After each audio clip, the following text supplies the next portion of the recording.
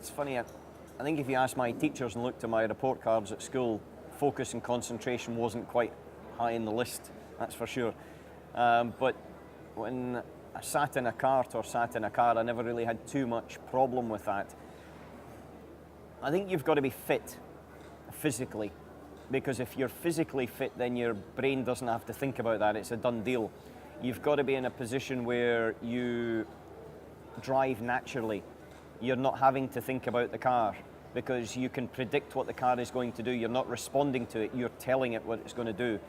And that means that your brain energy is used for keeping those longer stints of focus. And when you've got anything that's distracting from it, then that's negative. And you know, if the car's loose, then you hang on to it a bit more, so you tense up, so physically you work a bit harder. And then you sort of energy goes into this. And so I think there's an element of all of that. And the other thing is, it's just a sheer mental bloody willpower to keep on going, keep on going. You've got your goal, you know that it's going to be a tough one, but you know you've got to do it.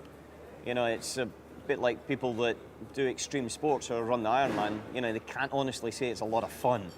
It is a test of endurance, but they are doing it because of what happens at the end, not necessarily what happens in between, because that's pain. But at the end, that's exhilaration. And so I suppose there is an element of that determination as well.